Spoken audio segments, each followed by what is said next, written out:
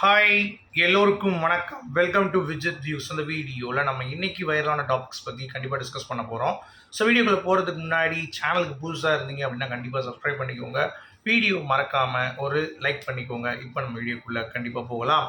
So இன்றைக்கி நம்ம பார்க்க போகிற 3 வைரலான டாபிக் என்னென்னு பார்த்தீங்கன்னா, ரோபோ சங்கர் அவர்களுடைய மனைவியின் நடனம் அப்படிங்கிறது மிகப்பெரிய சர்ச்சையாகிட்டு இருக்குது அப்படிங்கிறது பார்க்க முடியுது. ஸோ நிறைய பேர் என்னப்பா புருஷன் செத்தா பொண்டாட்டி கண்ணீர் தானே வடிக்கணும், ஏன் பயங்கரமாக எமோஷனை வெளிப்படுத்துகிறேன் அப்படின்ற பேரில் சிரிச்சுக்கிட்டே டான்ஸ் ஆடுறாங்க. அவங்களுக்குலாம் என்ன அறிவு இருக்குமா இருக்காதா, அவங்க பெண் தானே அப்படின்ற மாதிரி ஒரு தரப்பினர் பார்த்திங்கன்னா கடுமையான விமர்சனங்கள் கொடுத்துட்ருக்காங்க. ஸோ அதற்கு நம்மளுடைய ரெஸ்பான்ஸ் என்ன அப்படிங்கிறதை பற்றி பார்க்க போகிறோம். அடுத்து மாதம்பட்டி ரங்கராஜ் அவர்களுடைய கேஸில் இன்றைக்கி ஜாய் கிறிஸ்டல்டா அவர்கள் கொஞ்சம் அடுத்த மூவ் பண்ணியிருக்காங்க.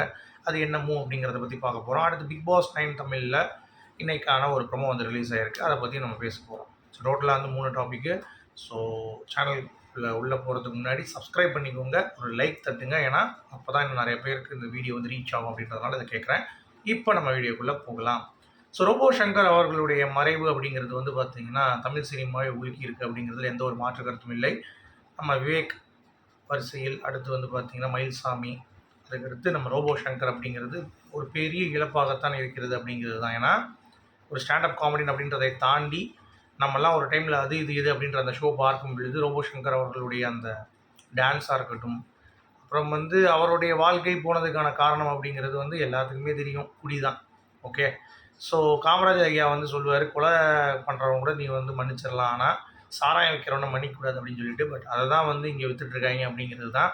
ஸோ அதனால் நிறைய உயிர் போயிருக்கு. அதில் ரோபோ சங்கர் அவர்களும் பார்த்திங்கன்னா ஒரு லட்சத்தில் ஒருத்தர் அப்படின்னு சொல்லலாம். ஏன்னா அந்தளவு உயிர் போயிட்டுருக்கு அப்படிங்கிறதுனால குடியை நிறுத்துங்கள், யாராவது குடித்தாங்க அப்படின்னா அளவோடு குடியுங்கள் அப்படின்ற மாதிரி கூட எனக்கு சொல்ல தோணலை. பட் இருந்தாலும் டெய்லி குடிக்க வேணாம், மாதத்துக்கு ஒரு வாட்டியாச்சு அதை நிப்பாட்டுறதுக்கு கொஞ்சம் கொஞ்சமாக ட்ரை பண்ணி இல்லாமல் கொண்டு போகணும் அப்படிங்கிறது தான் எல்லாருடைய ஆசையும். அதை நிறைவேற்றுங்க. ஏன்னா உங்களுக்காக ஒரு அழகான மனைவி இருப்பாங்க, அழகான குழந்தைகள் இருக்கும்.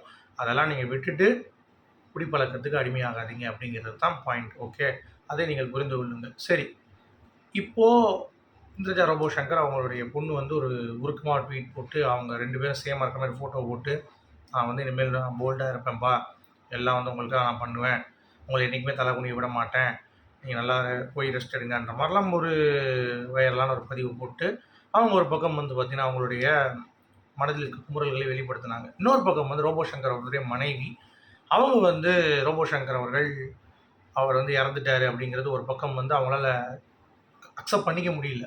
ஏன்னா ஒவ்வொருத்தவங்க உள்ளே வரும் பொழுது, இப்போ கமல் சார் உள்ளே வராரு, உள்ளே வந்தோடனே எப்பா நீங்கள் சாமியை கும்பிட மாட்டப்பா, ஆனால் இப்போ வேறு ஆண்டவர் ஆண்டர் கும்பிட்டு இருந்தால் வந்திருக்காரு பாரு எந்திரி அப்படின்றாங்க.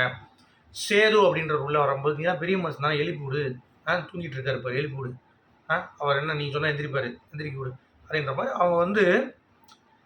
அவங்க மைண்ட் பயங்கர டிப்ரெஷன். ஒரு சொட்டு கண்ணீர் வரல பார்த்தீங்களா? அதாவது ரொம்ப பாசமாக இருக்கிறவங்க 2 வகையான ஃபீலிங்ஸ் வெளிப்படுத்துவாங்க. ஒன்று அழுதுகிட்டே இருப்பாங்க, இன்னொன்று வெளியே வராது. அது வெளியே வந்துட்டாங்கன்னா அவங்க பயங்கரமான ஒரு எமோஷன் வெளியே வந்துடும்.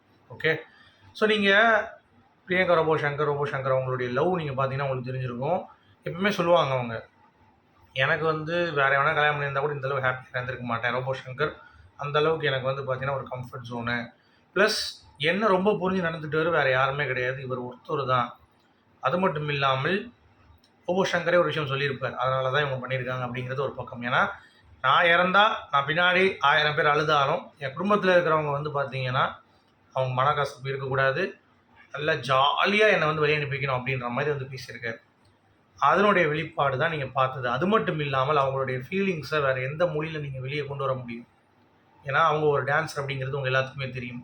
அவங்க லவ் பண்ணும்போது ரோபோ சங்கர் அவர்கள் பிரியங்காவை பார்த்துவிட்டு உன் டான்ஸ் ரொம்ப அழகாக இருக்குது அப்படின்ற மாதிரியும் சொல்லியிருக்கேன். ஸோ இதெல்லாம் நீங்கள் கனெக்ட் பண்ணி பார்க்கும்போது உங்களுக்கு புரியும். கடைசியாக என் புருஷனுக்காக ஒரு டான்ஸ் ஹாப்பியாக சந்தோஷப்படுவார். இன்னொன்று ஆண்டவர் கமலஹாசன் அவர்கள் பார்த்தீங்கன்னா அவர் பார்த்துட்டார், வேறு என்ன வேணும், புருஷனை நல்லா ஜாலியாக வழி அனுப்பிக்கிறது ஆடிட்டாங்க. இதை உடனே நிறைய விஷக்கிருமிகள் பார்த்துட்டு அது எப்படி புருஷன் சத்தத்துக்கு கொண்டாட்டி ஆடலாம் அப்படின்னு வேறு எப்படா எமோஷனை வெளிப்படுத்த முடியும்? ஒருத்தவங்க உங்களுக்கு கூட இருக்கிறவங்க ரொம்ப க்ளோஸாக இருக்கவங்க இறந்துட்டாங்க, அப்படி இருக்கும் பொழுது நீங்கள் எப்படி எமோஷன்ஸை வெளிப்படுத்துவீங்க? கண்ணீரும் வரல உங்களுக்கு, நீங்களும் ட்ரை பண்ணுறீங்க, முடியல. பட் வருத்தமாக இருக்குது. அவர் போகிறாருங்கிறது ஒரு கஷ்டமாக இருக்குது. அப்படிங்கிறப்ப அந்த மன கசப்பை நீங்கள் தீர்த்துப்பீங்க? ஓவர அழுக தான் முடியும். அப்படிங்கிறப்ப டான்ஸ் ஆடி அப்போ வந்து பார்த்தீங்கன்னா கண்ணீர் வந்துருச்சு. அழுதுகிட்டே டான்ஸ் ஆடினாங்க.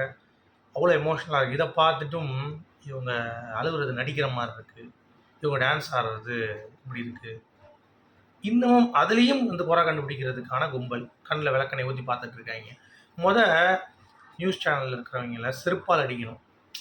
ஒரு மறைவு அப்படிங்கிறப்ப அப்படியே கேமராவோட போய் உட்காந்துக்கிறது. எல்லா வீட்டில் இவங்களும் ஃபுல்லாக அப்படியே எடுத்துகிட்டு வருது. என்ன பண்ணுறான்ட்டு அங்கே ஏற்கப்பட்டது நடக்கும். அதை உடனே மக்கள் அதில் குறை கண்டுபிடிக்கிறது. அவங்க இப்படி ஆடக்கூடாது, அந்த பொண்ணு பாரு அழுகாமல் இருக்குது, அவங்க அப்பா அப்பா அப்பா அப்படின்னு சொல்லி வர்றது வந்து நடிப்பாக இருக்கான். ஷாரா நீங்களாம் கோமாளிகளா அப்படின்ற மாதிரி தான் இருந்துச்சு.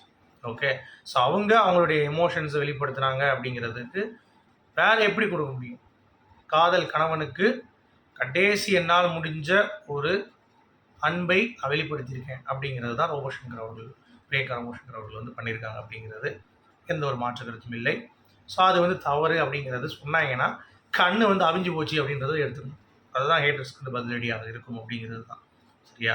ஸோ இதை நீங்கள் எப்படி பார்க்குறீங்க அப்படிங்கிறத கமெண்ட்ஸ் சொல்லுங்கள். அடுத்து மாதம்பட்டி ரங்கராஜ் அவர்கள் இன்னமும் வந்து திருந்துற மாதிரி தெரியலங்க. ஏன்னா ஒரு பொண்ணு அக்யூஷன் வச்சுட்டு ஒரு குழந்தையோட போராடிட்டு இருக்கு. அவங்க தப்பு தான், அது அவங்களுக்கு நியாயப்படுத்தலை. ஜாய் கிருஷ்ணாவும் தப்பு தான். சரியா? அவங்க வந்து என் பையன் பிறக்க போகிறது பொண்ணு, மாதம்பட்டி பையன் மாதம்பட்டி பொண்ணுன்னு ஒரு பக்கம் வந்து இது பண்ணிகிட்டு இருக்காங்க.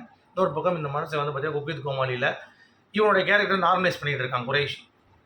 அவர் அப்படி தான்ப்பா ப்ளே பாயாக தான் இருப்பார்ப்பா, அவர் அப்படி தான்ப்பா 2 பேர் இது பண்ணுவார்ப்பா, 2 இந்த மாதிரி கேடு கட்டத்தனமாக ஒரு நிகழ்ச்சி நடந்துகிட்டு இருக்கு. அவனை நார்மலைஸ் பண்ணிகிட்டு இருக்காங்க. என்ன சொல்கிறேன், நாஞ்சலிஜன் எப்படி வந்து ஒரு ஃபோட்டோ பப்ளிசிட்டி பண்ணோன்னே தும்சம் பண்ணி அந்த வைஷுங்கிற டிரான்ஸ்ஜெண்டரை ஓட விட்டான். அந்த மாதிரி உன் பக்கம் நியாயம் இருந்ததுன்னா நீ வந்து அடிச்சு நொறுக்கிருக்கலாம்ல. இல்லை ஏன் நீ இப்படி பண்ணுறேன்னு சொல்லியிருக்கலாம். ஏன்னா பண்ண முடியாது உன்னால். எவ்வளோ கேடு. இதில் வந்து அவருடைய இதை வந்து அவர் வந்து இது பண்ணக்கூடாதான். எப்படி அவருடைய நேம் வந்து நீங்கள் யூஸ் பண்ணக்கூடாது. அதனால் 15 கோடியில் லாஸ் ஆகிடுச்சான். லாஸாக தான் செய்யும். நடத்த சரியில்லைன்னா நம்ம என்ன பண்ண முடியும்? அதற்கான பதிலை சொல்லு. அதை விட்டு குறைச்சியை வச்சுட்டு அங்கே கோமாளித்தனம் பண்ணிகிட்டு இருக்கிறதெல்லாம் வந்து என்ன அப்படின்ற மாதிரி தான் இருந்துச்சு.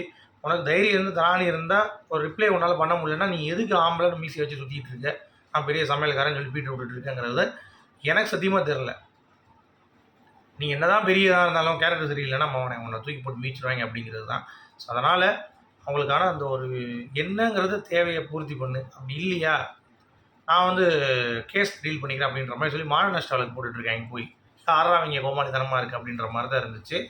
அடுத்து நம்ம பிக் பாஸ் 9 தமிழ் அதனுடைய அப்டேட் ஒன்று வந்திருக்கு. ஒரு சூப்பரான ப்ரோமோ. அந்த ப்ரோமோலாம் நீங்கள் பார்த்தீங்கன்னா தெரிக்குது. ஒருத்தன் காரை ஓட்டிகிட்டு இருக்கான், வாட்ச்மேன் உட்காந்து கடலை சாப்பிட்டுட்டு இருக்கான்.